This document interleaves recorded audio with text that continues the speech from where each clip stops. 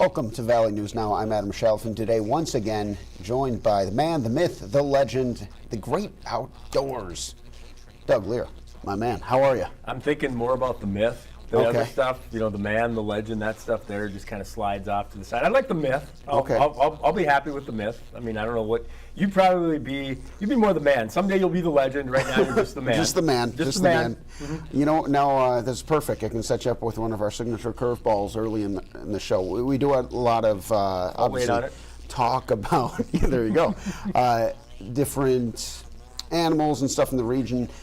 Let's get into, briefly, a little cryptozoology. Do you have any favorite mythological animals, or perhaps animals that are, you know, like the Sasquatch, different things that I believe are out there? I'm aware you're at. If I'm near the water, I'm looking for Nessie. Okay. I mean, I don't know why they can just have the Loch Ness monster over the pond. Why don't we get a Loch Ness? Well, is there the one in Devil's Lake? Well, right. So, yeah, I mean, not quite the notoriety, and maybe it's a little under the radar, underappreciated because of where we live, that it doesn't get quite the attention. You mentioned the Sasquatch. That's one of my go-tos. Yeah. Is when people, you know, send me a track. I get a lot of pictures of different things, and you know, what's this? What kind of track is that? What's this animal doing? What's this critter doing? And in the back of my mind, the default is always, let's see, juvenile female Sasquatch. Okay. And that usually throws people for what? You know, juvenile female Sasquatch. No, I'm just kidding. The beautiful thing about the outdoors is there is so much that we don't know. Yeah. I mean, there's a lot of things that we've learned over the course of time, and a lot of times we've been proven wrong. So one of my favorite stories is I got a call, and it was that there was a kangaroo stuck in a fence. Okay. And I'm always thinking to myself, I'm like, well, I learned early on you never say never. So I'm driving, I'm like, never say never, never say never, never say never. And I get up there, and I look, and you can see this thing just kicking. And it was a fawn deer that was stuck in a fence. That looked like it might have been a young kangaroo, but where we live, just about anything. I mean, we've had a mountain lion that has been shot near a park in West Fargo. We've had moose in town. We've had bear in town. We have elk on the outskirts. I saw a picture just this morning of elk northwest of Fargo. And so sometimes people think of the Red River Valley of just being this, you know, the city of Fargo or Grand Forks with a river and then sugar beets and soybeans and corn. And there are so many critters and so much wildlife. We've had legally taken mountain lions outside of the city limits. We've had wolves that have been taken outside of the city limits of Fargo. So when it comes down to it, we really have a lot of different critters that have been here and may be here, and that's why I just kind of go back to, well, I'm never going to say never. I'll never. We had a piranha that was found in Castleton Reservoir like 15 years ago. Is that even, like, I didn't know they could survive in that kind of water. Well, typically they can't, and one of the problems, and this is a real life, I was actually just talking with some friends from Chehinkabazoo earlier this morning about this. One of the real problems that we have is, you know, on a smaller scale, you know, if people will go buy a parakeet or something like that, they'll buy a couple of them, and then after a while, like, well, I don't know what to do with this thing. The kids got tired of it. Yeah, and that can be a real problem from disease issues. The odds of that parakeet surviving are probably slim. Pretty low. Pretty slim. It's going to end up, it might be eaten by a great horned owl or some other bird of prey. But then on a bigger scale, you have people that have dumped piranhas in Castleton Reservoir. We have goldfish that get dumped in stormwater retention ponds all over the place. And I think it was just last week, was it from a zoo in Sioux Falls, that an ostrich got loose. And, you know, so again, when it comes to the wild world, somebody sends a picture, somebody picks up the phone and calls, you just go, what is it this time? Yeah. And so my default, going back to the genesis of the question, is Sasquatch, juvenile female. And okay. I enjoy that's just an example. Like, I enjoy the unknown. I really Absolutely. do. And that's kind of the fun of it too, you know, like, we don't know. No. We don't know. And it's impossible to know, especially they talk about this, especially in the oceans and stuff. It would be impossible to know every single species that's out there. Well, again, not to take this off the rails, but another one of those watershed moments for me was about 10 years ago when Malaysian Flight 370 just completely disappeared. And you think about over history, I was a C+ guy in history, but you go through the course of history, how many things of Bermuda Triangle things have just completely disappeared? Yeah. So for us to talk about fish and to talk about wildlife like we know it all, we don't. There's different species, there's different diseases, different viruses that we've never even heard of, and that's one of the reasons, like what I enjoy about my job is people think, wow, in the whole scope and the whole realm of things, how much does one deer, one pheasant matter? And the deer populations are going to be okay with the loss of one. But to really put the foundation on it, if somebody calls me up and says, hey, got some dead fish in the Red River, for the most part you think, well, somebody caught some fish, threw them on shore, and they're dead. But we've had fish kills on the Red River, and when you see dozens and dozens and hundreds and thousands of fish floating up the Red River, and you think of where you get your drinking water from, and I'm not trying to scare anybody, I'm just saying, the cities do a fantastic job of monitoring that, right. But that's why we care. Yeah. If you go out in the backyard and you see one dead bird, you go, up, it's a dead bird. But if you go out, you see a bunch of dead birds. Why are all these birds dead? Yeah. Yeah. I mean, it almost felt apocalyptic. Was it 3 years ago when the bird flu was coming through with snow geese in the spring? That was down southwest of Fargo, and you literally had geese dropping out of the sky. Jeez. I mean, if that isn't something that makes you go, whoa, hopefully it's the bird flu, but if there's something in the air that's killing, again, that's kind of what we use as a worst case scenario, is if you go out back and it's not just the birds, the birds are dead, the squirrels are dead, the rabbits are dead, the flowers are dead, maybe it's time to go back inside and take a walk a little bit later. Maybe that's not the time to go outside and play catch with the kids. Yeah, it's almost like stories of ancient Egypt. Yeah. Well, no, and again, I'm not trying to take this whole thing off the rails, but when people that don't hunt and don't fish kind of start to wonder, well, what's the big deal? Well, it's a huge recreation component. Mm-hmm. I mean, literally tens of thousands of people go hunting and fishing in North Dakota, South Dakota, and Minnesota. The difference is on a Saturday at the Fargo Dome, you're going to see 15, 20,000 people all gathered in the same spot for one Saturday afternoon. For hunting, there might be 30,000 people fanned out across the state that are hunting. That's a really good point. They're not all in the same place at the same time, but they're out and they're participating in it. So there's an understanding that the interest in the deer, the ducks, the fish, and the wildlife is there for people that hunt and fish, and then also for the average Joe citizen as to, hey, is my water safe to drink? Is my air safe to breathe? The canary in the coal mine kind of a deal. It's like we're part of the ecosystem with anything else that we discuss on this show. Yeah. And so it's kind of how it works, and it's the circle of life. Yeah, absolutely. So that's how it goes. Yep. Now, you kind of talk about some of that open seasons, and right. We talked, just checking my notes here, we were talking doves, we were talking deers with archery hunting and stuff, and so just a quick check-in early in the action. How's it going so far? Actually pretty good. This last weekend was some pretty good weather for dove hunters to get out there. It wasn't too hot, wasn't too cold. It was good for the archery deer hunters. The deer numbers, maybe not where hunters would like to have them at, but there was nothing to keep the hunters home. The weather was just about perfect. It was maybe Goldilocks, Okay, just right. Yeah, just right there. For some of the hunters that maybe like to see maybe a little cooler weather, a little bit to mix things up a bit, you'll get your day. So it's really nice to start off with some good weather. So you're right, we started off the dove season on Sunday, the archery deer season on Friday. We've been hunting Canada geese. We actually opened up our mountain lion season on Friday. Interesting. Yeah. And you sent me some mountain lion video, and it's outstanding. And so I got to play. That's Mike Anderson, our game and fish videographer from Bismarck, is fantastic at what he does. Yeah, this is just some incredible video. And any day I get to show some mountain lions. I'm going to go ahead and see if I can bring that full screen over here. It's another one that when people say, well, I think I saw a mountain lion, I never say never. the odds of seeing a mountain lion in the wild are actually pretty slim. Right, because they will see you.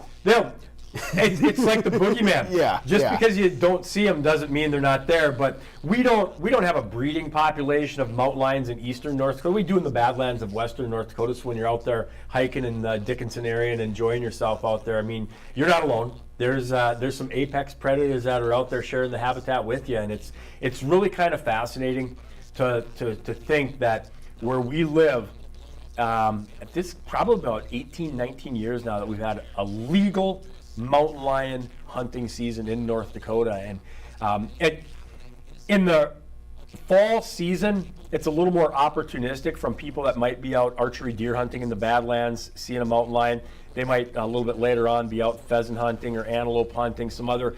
Once we get into the late season, which opens up after deer season, when there's snow on the ground, then that's prime opportunity for some of the dog trackers. They'll use dogs to track mountain lions, so it's a little different type of a mountain lion hunt. But the big thing, just trying to get the word out there, is if you have a fur bearer's license for North Dakota, which comes along with your general game habitat, your combination sportsman license, you can legally take a mountain lion. So if you're out dove hunting or archery deer hunting and you see a mountain lion in eastern North Dakota and you've got a fur bearer's license, you can legally take that mountain lion. And it's happened in eastern North Dakota. Again, intentionally in eastern North Dakota, going out saying, hey, honey, I'm going out mountain lion hunting this weekend, probably might be better off just saying, hey, I'm going to the game, or I'm going to go out and do some fishing or something like that, because the odds of coming back with the mountain lion are pretty slim. But it's really kind of fascinating. We probably have, over the course of the last 18, 19, I think the first season was in 05, 06,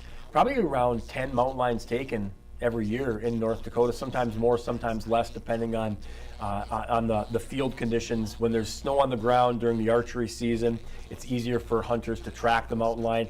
And then any given year, we get one or two taken in eastern North Dakota. The Badlands, we do manage the population more specifically, where there's a quota within the Badlands. You mentioned Dickinson, so out there maybe there's a little bit more. Is that like just natural habitat situation? And that's kind of our management philosophy. Is if you look back at the annals of Lewis and Clark, there were mountain lions, pumas, cougars that traveled across eastern North Dakota. Where we are now is the best habitat for mountain lions is the Badlands of western North Dakota. The breeding habitat would be places like the Black Hills, the Badlands of western North Dakota. We don't want an established breeding population of mountain lions in eastern North Dakota. That's not something that the citizens want. That's not something that Game and Fish wants. So we don't have a quota even in eastern North Dakota, so you don't have to worry about that. But in the Badlands, the early season is an 8-cat quota, and there's some sub-quotas within the number of females. It's a lot more population management, and in eastern North Dakota, it's more like if you see a mountain lion, you can legally take that. And then, for some people, it is kind of... There's mountain lions at the zoo in Wahpeton, and that's my preferred opportunity to see mountain lions. I mean, I've seen mountain lions in West Fargo in a tree about 20 feet away from me. That was close enough. I'd rather. Yeah. The interesting thing about mountain lions, not to scare people, but it's just the reality. Like when you're going out there and you're hiking the Mattahay Trail or you're on your mountain bike, some fur bearer biologists will tell you that mountain lions, as an apex predator, they eat what they want when they want. Basically what they say is they get hungry and they'll get to a perch. That's a delicious looking Doug. And these things eat porcupines. They'll flip a porcupine over. They'll eat bighorn sheep. I mean, it is scary. My mom lives way out in the wilderness in Colorado, 45 minutes out of cell service. And I actually had mountain lion stew one time, because they hunt them out there. Right. And it was very gamey. You could tell, like, this is a muscular animal, but they have had some issues with mountain lions out there because they're hard to catch. Yep. They always see you before you see them. And, I got to ask you, like, are they dangerous to hunt? Because I feel like they would be. It's not something where we're going to have like a turkey. It's not amateur hour. It's not like, hey, Delray, let's go out and hunt some mountain lions. I mean, you want to know what you're doing. Obviously, if you've got the right gun and right equipment, you're going to be protected from it. But no, it's something where the hunter can become the hunted in a real short order. And as I was kind of explaining, is if a mountain lion is hungry, they're going to eat the next thing that they see. And whether that's a porcupine or a Norwegian, that's what's going to be on the menu. Norwegian, sure. And well, I'm not going to. Germans too. We live in the Atlantic. Germans, and Norwegians, yeah. and some Irish and whatever else is out there. But all things. That's why we do advocate people to be safe. Yeah. This is not the odds of coming in contact with a mountain lion are pretty slim, but at the same point.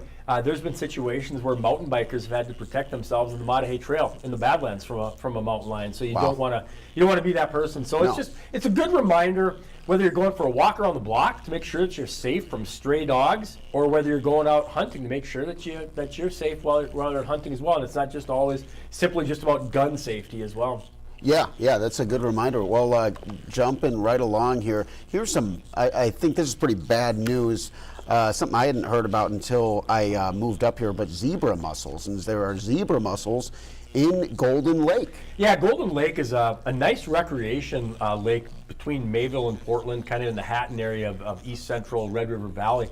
And we just discovered zebra mussels recently. And for people that live in the lakes region of Minnesota, they're shrugging their shoulders, going, welcome to the party. Zebra mussels are terrible. They're bad for the ecosystem, and even people that don't fish. We have them in the Red River, and the city of Fargo has to spend money and resources to remove zebra mussels from the water intake structures. They plug those up. Oh, geez. And that cost gets passed along to the citizens that are paying for the municipal water. And it's bad for people that have lakeshore property, because those zebra mussels, should have brought, next time I'm going to bring along, I got a little sample of a zebra mussel, but they're almost razor sharp. So once the zebra mussels infest your lake over the course of time, it's not always, but they can get to a point where when they die off, they basically wash up almost like sand on your beach, but they're razor sharp. So you have to wear sandals. Yeah, it is. That's just, what a bummer. It's nasty. So you don't want to have zebra mussels in any body of water. We just documented them in Golden Lake. And we've got a handful of places from the Red River to the Cheyenne River, Lake Ashtabula, or Valley City, a few other lakes that have zebra mussels. And this is unfortunately just the next one. It's a good reminder for people, whether it's North Dakota, South Dakota, or Minnesota, when you're closing up the lake, if you're taking out the docks, the lifts, the jet skis, the boats, and there's any aquatic nuisance species, anything attached to them, let it dry for 21 days, pressure wash it, power wash it, just clean all of the vegetation and all that stuff off there, because we don't want to be transporting that to the next body of water. That's a really good point. Great advice there. Let's go from fish to birds. And one of my favorite birds, and my mom, we just keep talking about my mom today. She actually sees a ton of these up in the mountains, and they just walk right up to her. Yeah. Interesting bird, the turkey. Yeah, they are. The turkey application deadline is tonight at midnight. So if you want to hunt turkeys in the fall this year in North Dakota, you have to have a license. And if you want to get a license, you have to be in for the lottery. And the deadline is tonight. And it's kind of one of those bonus birds in the fall for a lot of people. Is they might be going out pheasant hunting. No, got a turkey tag as well. Might be going out archery deer hunting. And hey, got a turkey tag as well. So things have changed the last couple of years for the hunters as to when the applications are out and when they're due. So it might be catching some people by surprise a little bit. So I want to make sure that there is no tomorrow. Once we hit midnight tonight, the applications will close up online, and that's the quickest in these. I'd encourage you, if you're listening right now, watching right now, to apply, because if you have some problems in the application, you can call our Bismarck office. Sure. While they're still open. Right, while they're still open until 5 o'clock, and get that taken care of. But 4,500 tags, and the season will open up coming up on the 12th of October. So it provides a little more opportunity for people, maybe a little bonus bird for the hunters out there. And I've seen turkeys just roaming around, whether I'm in Moorhead on a bike ride, or even I was frisbee golfing one time, and there's just a bunch of turkeys hanging out in the park. Yeah. And so is this an area just heavily populated by turkeys? It is. The Red River and any kind of our river corridors are pretty good habitat for turkeys. And unfortunately, in the urban areas, they don't have the predation that they have out in the rural areas, so the populations tend to grow. And they're a nuisance. There's a lot of problems that turkeys cause, and they can be nasty. I mean, they're not a bird. I believe it was in West Fargo. They had to change their school bus routes because one of the bus stops, the turkeys were there, and the turkeys were harassing the kids. You know, Wow. If you've been out there, way. if you're out there frisbee golfing and you're seeing, they're not a small bird. No, they're big. And I'm not here to mess with. And strength in numbers too. Right. Like I've never just seen one turkey. That's right. It's a bunch of them. Yeah. Duly noted. So if you're out there and you're frisbee golfing, you're going for a walk, and you see one turkey, no. There's going to be more turkeys. And in all seriousness, I mean, they can be a vicious kind of. It's a scary episode. Well, We're talking mountain lions getting like, stalked by turkeys. I mean, we're trying to get people to go outdoors, and they're going to lock themselves in the basement. And I was listening to Adam and Doug, and we're just staying in the basement Yeah, now. you know, I thought about going for a walk today, but then I don't want the turkeys to get me or the mountain lions.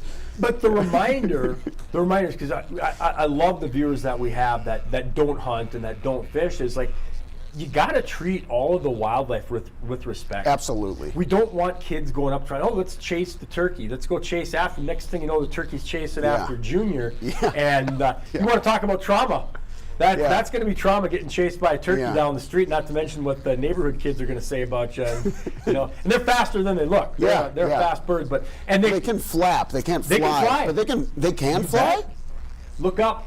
No way. There's some spots in Oak Grove Park where the turkeys roost at night, and you'll look up and you go, whoa, there's 20 turkeys that I didn't know they could fly. Yeah.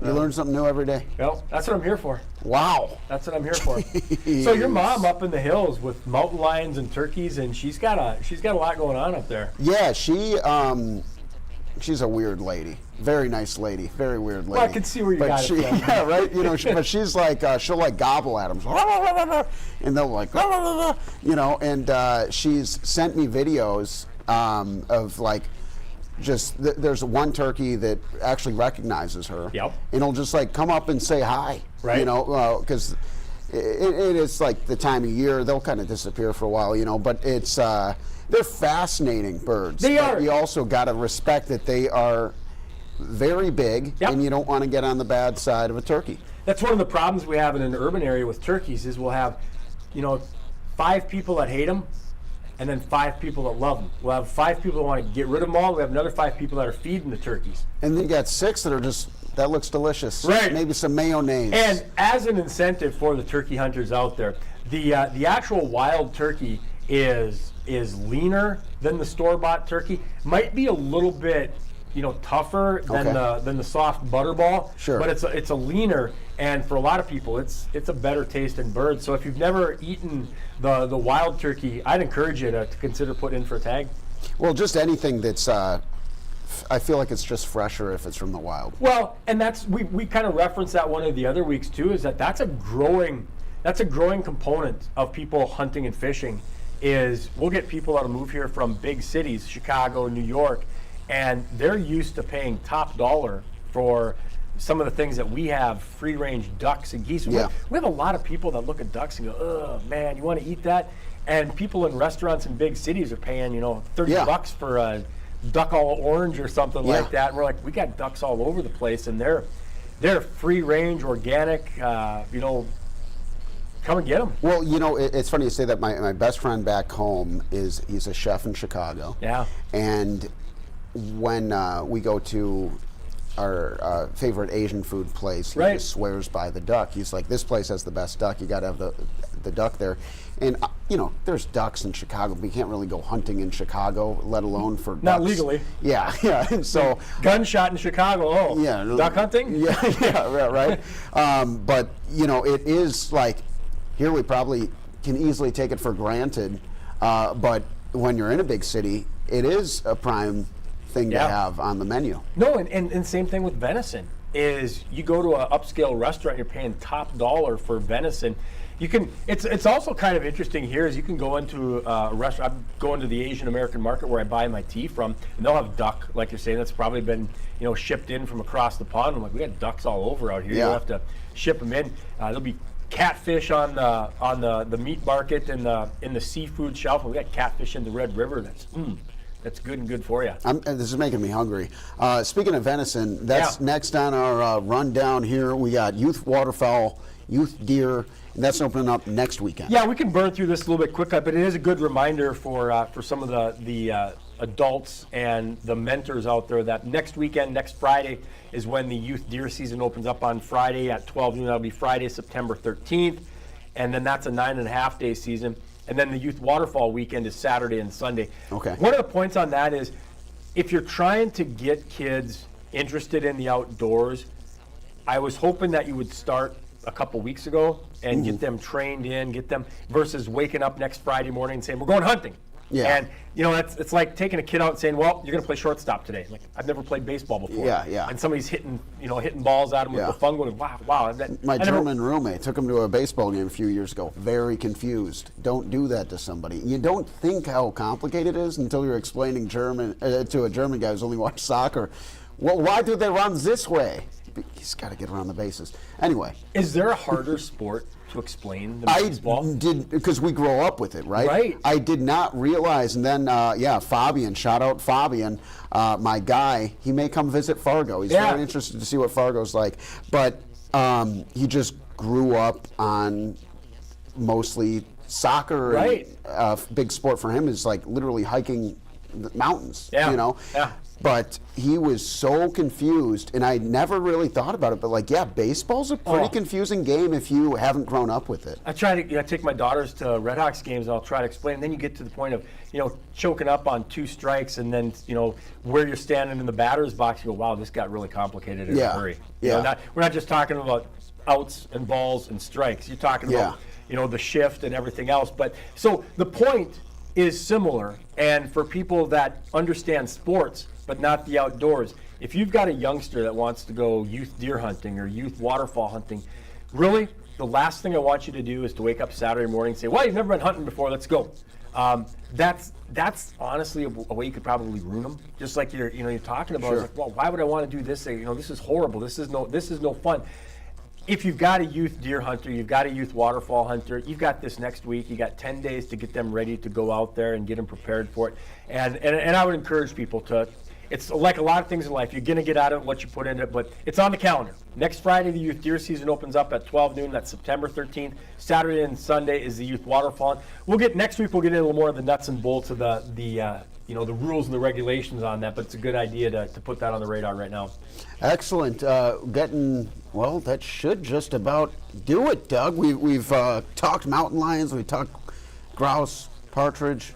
Did we talk grouse and partridge? That'll open up next weekend as well. Yes. And so there's a lot. We're in that time where seasons are opening up. The numbers are up. And again, I was talking to my dad yesterday, and I had to remind him, sandhill crane season's opening up, grouse, partridge season up. Oh man, so stuff is sneaking up on some people, and it's just kind of a good time to get a reminder out there to check the calendar and see, because we've got a lot of hunting seasons. Grouse and partridge season's opening up next weekend, and the numbers, the grouse numbers up about 51% from last year, so you should see some pretty good numbers of grouse out there. They've been on the rebound the last 15 to, I shouldn't say that, probably the last 5 years we've seen grouse numbers start popping back, getting closer to the numbers that they had been like 15 years ago. It's been kind of a tough 10-year run for the grouse, but they're on the rebound, and that's a good thing. Grouse are making a comeback, folks. Right here first. Hey, Bears, they got their first game against the Titans. We'll find out. And how's that? Eddie George is in town. Yeah, that's super. I didn't even put that together. Yeah, that's super cool. Bison, Bears, Vikings, a lot of seasons. Yeah, it is. It's a great time to get outdoors, man. This is my favorite time of year, my man. Yep. Thank you so much, as always. Yeah, you're welcome. I appreciate it. And thank you for tuning in. Get on those applications. Get ahead of it. Check out this cool bird. All right. We will see you guys next time on The Great Outdoors.